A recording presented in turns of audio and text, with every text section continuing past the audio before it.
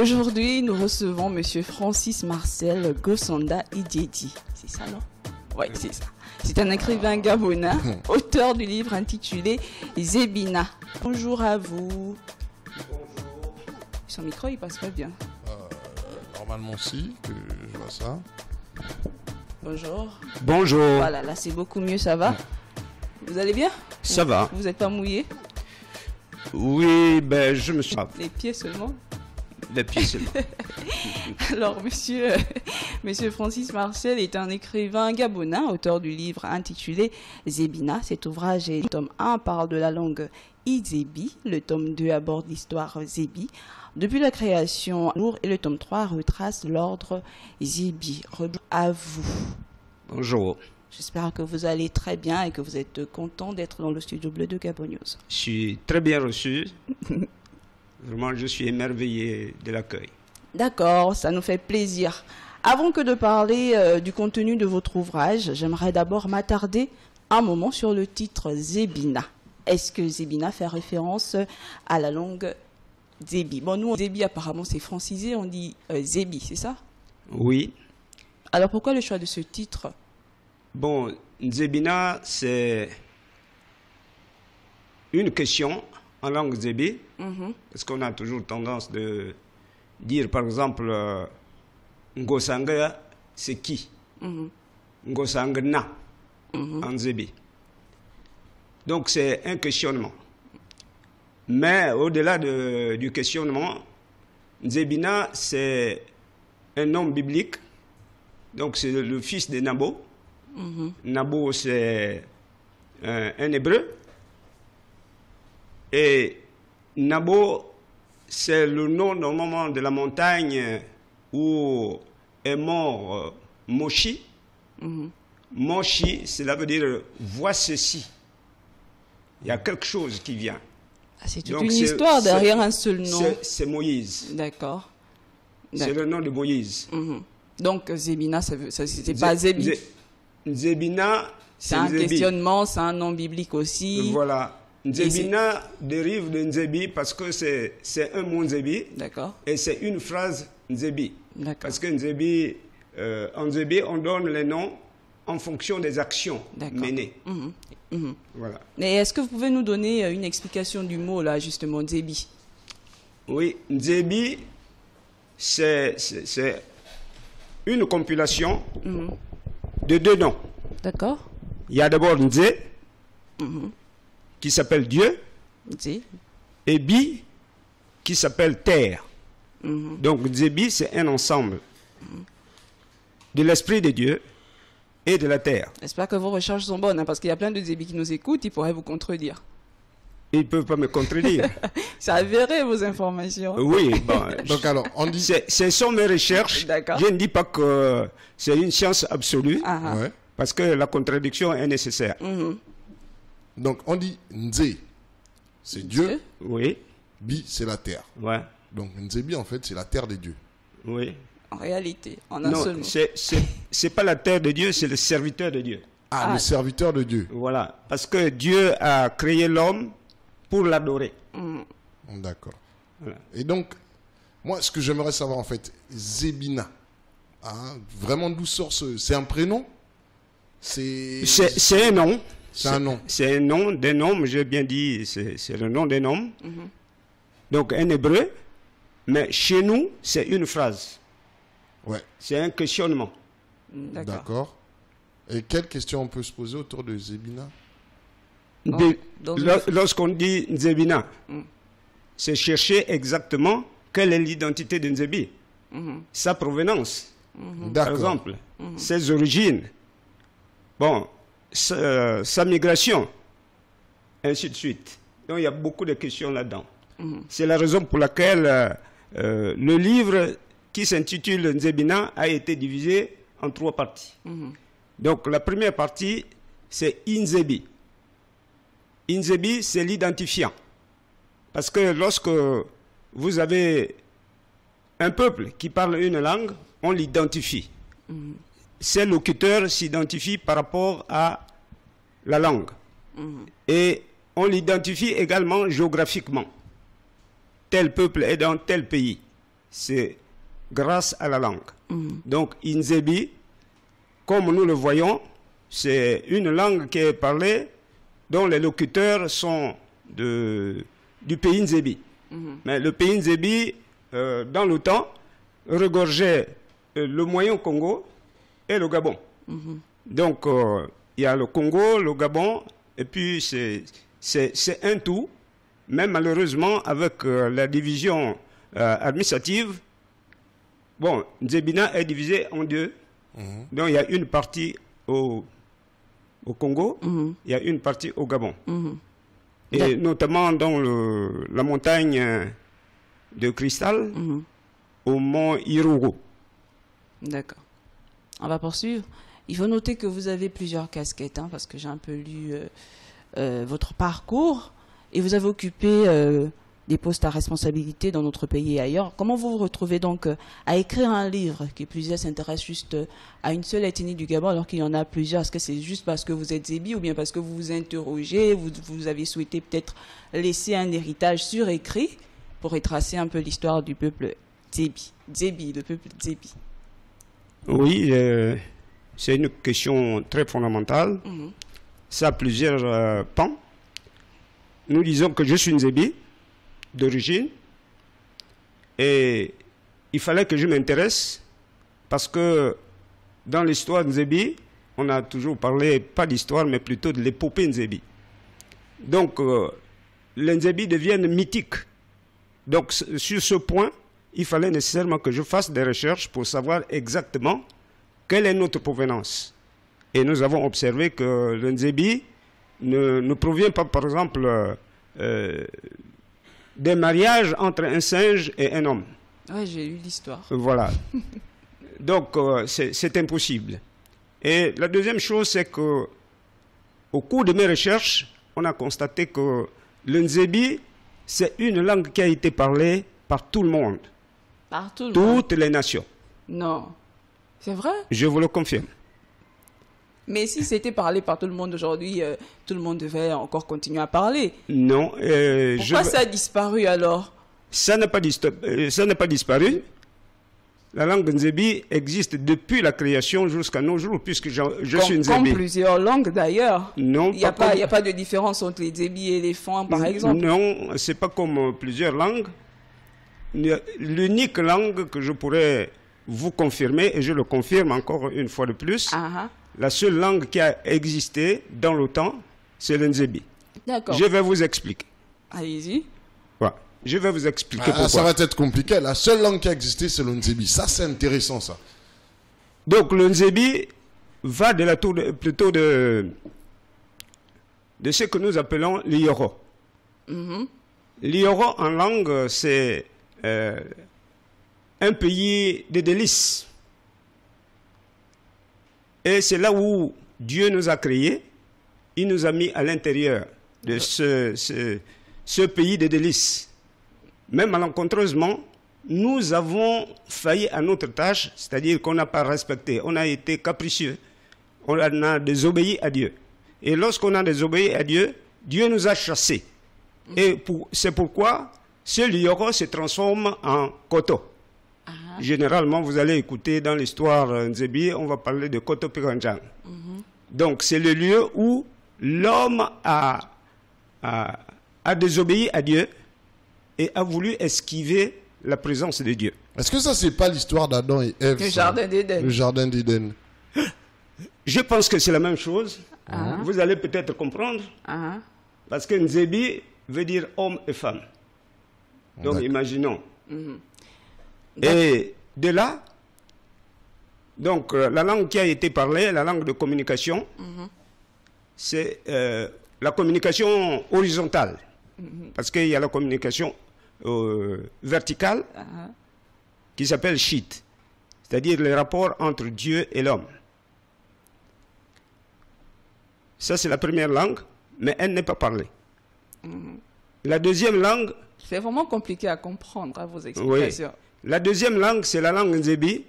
Elle est parlée. Et dans le sens de parler, elle devient la première langue. Et elle a été, normalement, une langue de communication entre Adam et Ève. Donc, que nous appelons Zébi. Adam s'appelle Mutechinga. Il peut également s'appeler Manonzo. Généralement, on appelle ça Manonzo. Et il y a Ève qui est Mayoya. Mayoya, c'est la première femme. Ah, avant que vous ne poursuiviez, j'aimerais bien savoir d'où est-ce que vous tenez vos sources en fait. Sur quoi est-ce que vous êtes basé? Vos recherches, ça a pris combien de temps en réalité? Parce qu'il n'y a pas d'archives ici au Gabon. Bon, peut-être qu'il y en a, mais il n'y en a pas assez. Comment est-ce que vous avez fait pour vous retrouver avec autant d'informations et être sûr que c'est la vérité en plus?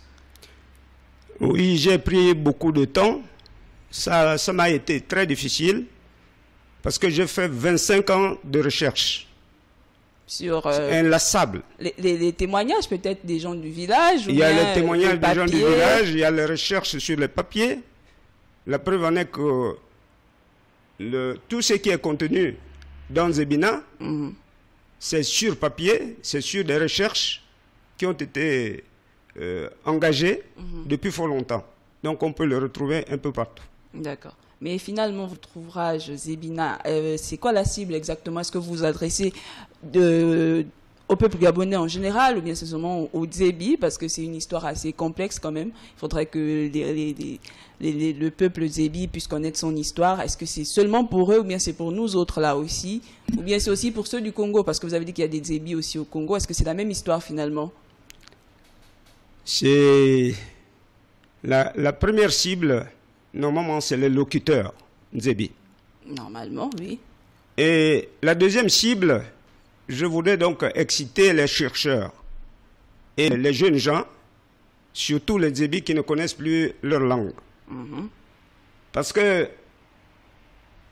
dans tout ce que j'ai eu à faire, il y a un dicton qui dit que l'histoire rectifie le présent et améliore le futur. Donc, si vous ne connaissez pas votre histoire, vous devenez un homme statique. C'est-à-dire, vous ne changez pas. Votre présent est votre avenir. Or, si vous savez déjà votre passé, vous pouvez rectifier ce que vous êtes et améliorer le futur. Donc, j'invite donc les chercheurs à pouvoir améliorer leurs recherches sur ce peuple, sur cette langue et l'ordre Zébi. Deuxièmement, la langue, plutôt cette recherche ne s'appuie pas tout simplement, n'a pas pour cible tout simplement les locuteurs, mais tout homme. Parce que c'est la langue Zébi, dans son histoire, c'est la langue qui a été parlée par tout le monde, donc ça nous concerne tous, autant que nous sommes. Voilà. D'accord. Alors, moi, il y a peut-être une question que je ne comprends pas bien. Parler par tout le monde, on parle du peuple bantou, du peuple africain entier, du peuple, le monde entier. C'est ce que moi je veux comprendre. Est-ce que la langue Zébi a été parlée par... les premiers hommes, en fait. Les premiers hommes, dont Adam et Ève. Je ne pense pas qu'ils puissent parler le Nzébi. Parce que on ne connaît pas aussi la langue qu'ils parlaient. Je voudrais peut-être un peu éclairer quelque chose. Voilà. Bon, il n'existe pas une langue bantou, mais plutôt l'ensemble des langues qui ont leur... Non, je voulais dire par le peuple bantou, en fait. J'en viens. Voilà. Il n'y a pas de peuple bantou. Ah, d'accord, ça c'est nouveau ça pour moi. Il n'y a pas de peuple bantou. C'est un ensemble de gens qui mettent leur pluriel en bas. C'est ce qu'on appelle les bantous. Mais sinon, c'est des mots que les Occidentaux nous ont attribués pour faire ignorer notre passé. Ah, ben ça c'est très bien. Donc, je voudrais revenir pour dire que la langue Zébi a été parlée par tous. C'est dans l'Antiquité, donc en partant du Jardin d'Éden, on parlait une seule langue. Ouais. Et cette langue s'appelait la langue Zébi. Maintenant, puisque cette langue a été utilisée par un dictateur qui s'appelle Nimrod, à ce temps-ci, Dieu est descendu parce qu'on a désobéi, parce que généralement, Nimrod voulait lutter contre Dieu, désobéir à Dieu comme dans le jardin d'Éden, et Dieu est descendu pour confondre. C'est à ce moment-là que Dieu a multiplié des langues afin que nous soyons confondus. C'est la raison pour laquelle on va parler des fonds, on va parler de ceci, on va parler de cela. Mais nous voulons encore ajouter que dans chaque langue, vous allez retrouver le mot Nzebi. Voilà, vous allez retrouver le mot Nzebi. Que ça soit mal prononcé, que ça soit bien prononcé, mais toutefois, ce sont des mots Nzebi. D'accord. Ouais. Vous avez subdivisé cet ouvrage en 3 tomes qui parlent tous du peuple Dzebi. Vous parlez dans le tome 1 de la langue Izebi, dans le tome 2 de l'histoire Dzebi depuis la création à nos jours et le tome 3 de l'ordre Dzebi. Est-ce que vous pensez que vous avez fait le tour de la question? Vous avez pris le sujet vraiment en profondeur ou bien il manque encore des informations qu'on n'a peut-être pas jusqu'aujourd'hui? C'est vraiment l'essentiel qu'on a eu à prendre parce que c'est un monde très vaste de telle manière qu'on ne peut pas le cerner. Parce que la question Zebina, ça se pose toujours. Au besoin, je voudrais peut-être profiter pour dire qu'au lieu de 3 tomes, c'est même 4 tomes. Finalement. Mais le 4e, je ne l'ai pas encore travaillé, j'ai débuté, mais on va le faire. C'est un domaine très vaste. D'accord. Votre travail il est très remarquable, car il permet de connaître l'histoire du peuple Dzebi. Mais compte tenu du fait que de nos jours, les jeunes, comme moi, ne parlent plus leur langue maternelle, est-ce qu'il ne serait pas judicieux, puisque vous parlez du tome 4, de faire justement une suite pour apprendre dans vos ouvrages les mots Dzebi? Parce que si aujourd'hui, nous on arrive à placer 2-3 espagnols et autres, c'est parce qu'on a appris ça à l'école et parce que c'est dans les ouvrages, parce que voilà quoi. Mais il n'y a pas ça pour ce qui est du Gabon, il n'y a rien qui est écrit. Est-ce que ça ne serait pas bien de faire quelque chose du genre? C'est exactement ce qu'on a pu penser, parce que Nelson Mandela, qui est un Dzebi, a laissé entendre... Nelson Mandela, il est Dzebi. Oui. Oui, il a parlé Dzebi. Il est un Dzebi, il est de la tribu Chéi. D'accord. Donc, l'un des fils d'un Dzebi. D'accord. Donc, Nelson Mandela a dit ceci: lorsqu'on parle à quelqu'un dans une langue qu'il connaît, on parle à sa tête. Et lorsqu'on parle à quelqu'un dans une langue qu'il parle, c'est-à-dire sa langue, on parle à son cœur. Ce texte, cet ensemble de textes, donc Nzebina, tente normalement à modifier normalement l'objectif d'être esclave d'une langue étrangère. C'est la raison pour laquelle dans ces documents, vous allez observer qu'on parle en langue Dzebi et ensuite on explique en français. Ce qui fait qu'il y a un lien direct qui va se passer. On apprend en même temps. Voilà. Mais toutefois, on pourrait, par exemple, initier tout simplement des... Comment je peux appeler ça? C'est-à-dire des textes écoles. Pour savoir qu'est-ce qu'on dit ici, ainsi de suite. Ça peut arriver. D'accord. Mais est-ce que finalement les ouvrages sont disponibles? Ou bien c'est encore dans l'ordi, ou bien c'est encore dans la tête, mais tout est déjà prêt? Non, tout est prêt, mais sauf que ce n'est pas édité. Pourquoi? Qu'est-ce qui manque? La maison d'édition? Il y a des maisons d'édition, mais ce qui manque le plus, c'est le financement. C'est la raison pour laquelle je me présente, par exemple, ici, faites le tour des médias. pour exciter les bailleurs de fonds, s'ils peuvent le faire, ou bien les bienfaiseurs qui peuvent intervenir. Donc, parce que je suis limité dans les finances du fait que je suis déjà retraité. D'accord. C'est juste les finances ou bien c'est le sujet qui ne plaît pas aux maisons d'édition? Non, c'est juste les finances. D'accord. Donc vous nous donnez... je pense que le sujet il est intéressant. Vous nous donnez envie de lire, mais après c'est pas disponible. Quand on parle... non, c'est... Comment on peut dire? C'est disponible normalement numériquement. Mais c'est sur papier qui n'existe pas encore. Donc, est-ce que nous, on peut avoir ça en version numérique? Oui. C'est possible? Oui. D'accord. Moi, j'aimerais bien le lire. Quand on dit que Nelson Mandela et Nzebi... Bon, là, c'est compliqué parce que moi, en lisant l'histoire de Nelson Mandela, on parle de Kossa et il appartenait au royaume des Tembus. Mais vous allez comprendre, par exemple, lorsqu'on parlerait de l'Angola. Ouais. Alors, l'Angola est habité par les Mbundistes, les Kimbund, les Umbund. Mais qui est Umbund, qui est Kimbund? Ce ne sont que les Nzebi qui ont valorisé leur tribu. La tribu Mbundu. Donc le monde est rempli de Nzebi finalement. Pardon? Le monde est rempli de Nzebi. Oui. D'accord. Bah, Alexis, si tu n'as plus de questions. Je sais pas. Tu as un peu. Non, mais vous êtes Nzebi. De par vos origines, vous êtes Nzebi. Malheureusement, peut-être vous parlez une autre langue. Non, il ne sait pas. Il n'avait pas l'information. Au moins, il sait désormais qu'il a un côté Nzebi, que c'est le frère de Max d'Alenaï. Non, c'est pas évident. 066 21 91 16. S'il y a peut-être des questions, on va les prendre maintenant via SMS, via appel. WhatsApp, ou bien vous pouvez déjà nous donner les contacts, puisque vous êtes à la recherche des personnes qui pourraient... D'ailleurs, 066 31 76 78. 76 78. Oui. D'accord. Ça, c'est ici. On aimerait vous aider pour la sortie de ces ouvrages qui sont disponibles numériquement. Mais comment ça serait alors si on aimerait avoir... On va d'abord prendre un autre ligne. Allô?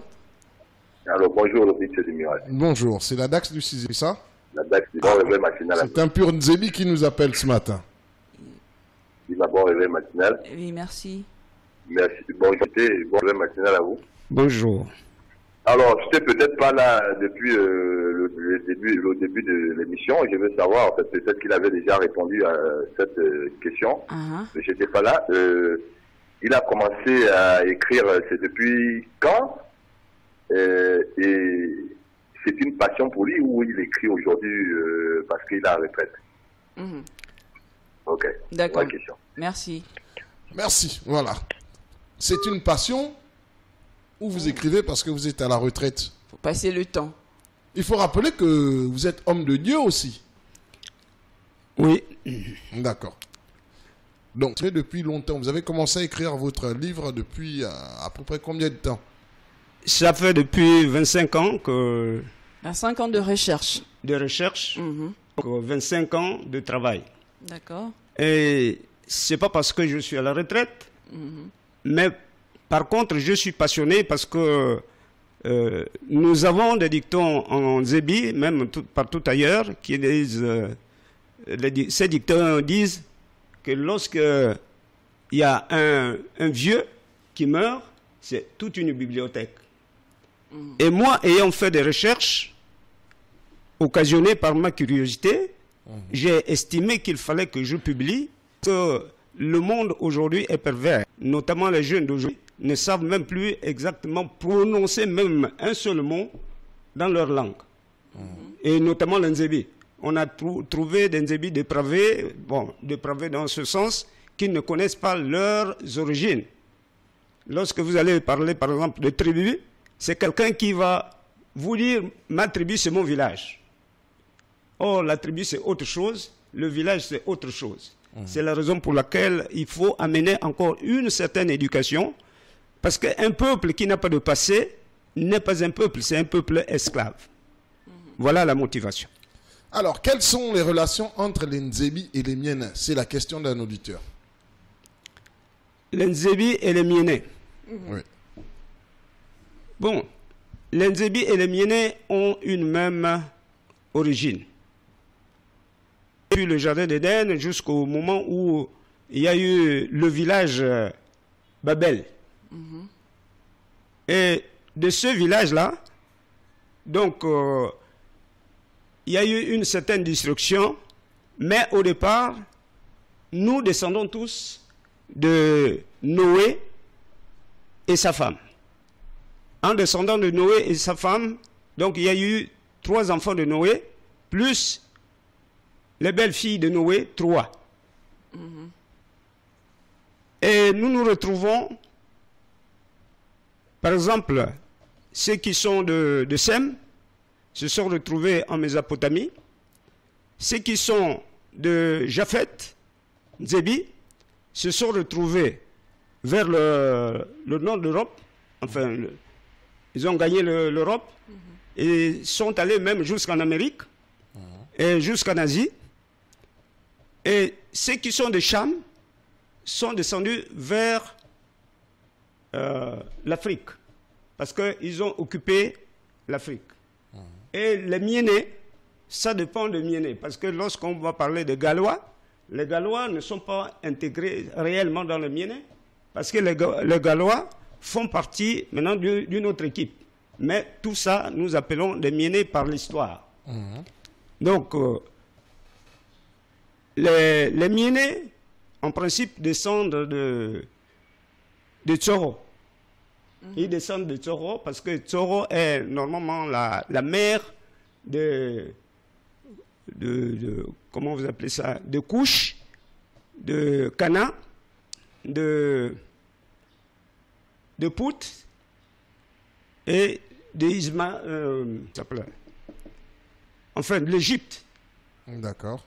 Donc, s'ils descendent de l'Égypte, cela veut dire que nous avons la même grammaire, mais sauf qu'il y a eu un dispatching dans l'immigration, dans l'immigration et dans les habitations, parce que lorsqu'on habite, par exemple, un coin, la langue est influencée par ce coin-là.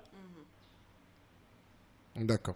Alors, on a un autre auditeur, je pense que c'est le dernier message qu'on va prendre. Il s'appelle Béranger. Ça, c'était Kaman Gayondo qui nous posait la question du lien entre les Nzebi et les Miana. Et là, on a un autre auditeur qui dit: bonjour, je voudrais savoir si l'invité peut nous donner quelques mots Nzebi que l'on retrouve dans les langues parlées au Gabon, car il y a des langues du Gabon qui contiennent des mots Nzebi. Je comprends pas bien. Ouais, il pose la question: est-ce que vous avez quelques mots qu'on retrouve chez les Nzebi et ailleurs aussi, et qu'on retrouve ailleurs en fait? Quelques mots. Mais juste un ou deux mots. Deux, ça va aller. Quelques mots, bon. Il y a beaucoup de mots. Ouais. Mais souvenance, par exemple, Kala. Je vais prendre le mot Kala. D'accord. Chacun de nous a toujours tendance à dire Kala ou Mama Kala chez l'Nzebi. Mais les autres connaissent ce qu'on appelle Kala. C'est l'ancien temps, vulgairement. Et dans plusieurs langues, vous allez retrouver ce mot. Mais ce mot-là dérive de quoi? C'est de l'histoire ancienne. Est-ce que ça a la même signification dans toutes les langues? Oui. D'accord. C'est pour marquer le temps. Bon, moi, je pense plus, quand je dis Kala, c'est le l'argot gabonais. Ils utilisent Kala pour parler de l'ancien temps, de ce qui s'est passé. Ouais, il y a longtemps. Ouais. Mais, il y a Kala.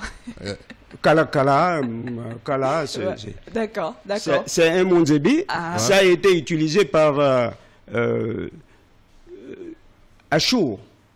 Achour qui est le deuxième, le troisième fils de Sem. Et qui a construit son village. Et au temps de Nimrod, Nimrod est venu s'imposer. Il a été asservi par Nimrod. Et en étant asservi par Nimrod, il a dit: ah là, les cas le coup. Donc c'est la mort. D'accord.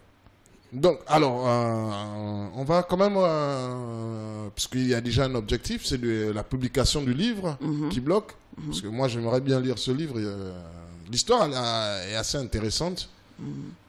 Peut-être savoir en combien de pages vous l'avez préparé déjà, en combien de fichiers, parce qu'il est encore numérique. Non, tout est prêt, bien que c'est numérique. Ça environne sensiblement 450 ouais, ça c'est intéressant. Donc ça doit être bien expliqué à l'intérieur. Alors il y a quelqu'un qui veut encore réagir, mais le temps ne nous permet pas. Je sais pas comment on va faire. Bon, on va quand même le prendre très rapidement. Très rapidement, une question très rapide. Allô? Oui, à l'invité. Oui, monsieur Loudi, allez-y. Oui, bonjour. Bonjour à l'invité. Oui, bonjour. Oui, moi je voulais savoir comme ça là. Bon, vu que ce genre de recherche, généralement, il y a beaucoup de personnes qui en font. Donc, logiquement, ça se pourrait qu'il y ait un comité qui pourrait, par exemple, valider les recherches effectuées par l'invité. Parce que, par exemple, j'ai un grand frère, M. Rigu Nestor, qui est très axé dans la culture et puis la recherche même des origines nzabi aussi.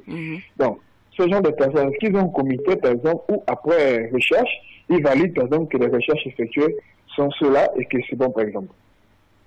Voilà. C'est ça la question. Merci. Voilà. Donc il explique qu'il y a un comité en fait.